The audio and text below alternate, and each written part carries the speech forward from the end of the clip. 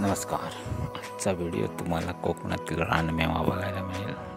तोरणं म्हणून एक फळ आहे, ते फक्त जंगलामध्ये आढळते आणि त्यासाठी आपण निघालो तोरणं काढण्यासाठी. थोडा वेळ गेल्यानंतर आपल्याला जंगलामध्ये हे फळ आढळतं. द्राक्षाप्रमाणे गोड असतं.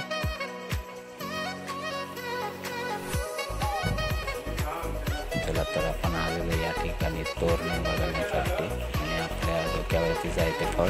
तोरणं म्हणजे तुम्ही घराचं तोरण समजता, ते तोरण नाही आहे, हे एक फळ असतं. द्राक्षासारखं छोटं असतं पण चवीला खूप गोड असतं. बघा भरपूर पिकलेली आहेत, व्हाईट आहेत ना ती पिकलेली आहेत, ग्रीन कलरची दिसत आहेत हिरवी, ती पिकलेली नाही आहे. आणि काट्याचं झाड असतं, थोडेफार याला काटे असतात. सावध रीतीने ते काढायला लागतात, नाहीतर तुमचा बोट फाटण्याची शक्यता असते. कधी गेलात जंगलात तर ह्या प्रकारचं फळ दिसतं तर आवर्जून खा.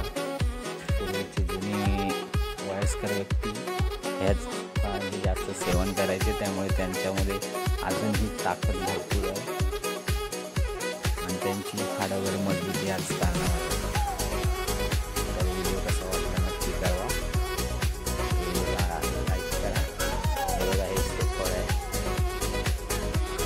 तोरणं बरी लागते, खाऊक मजा येता मग तुमका.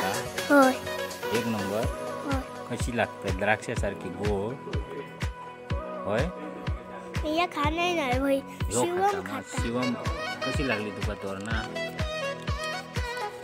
गोड गोड होती, भारी होती मा.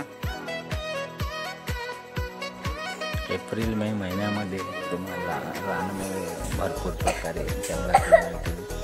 करवंद, आंबा, फणस, चिकू अशा प्रकारे विविध रानमेवा तुम्हाला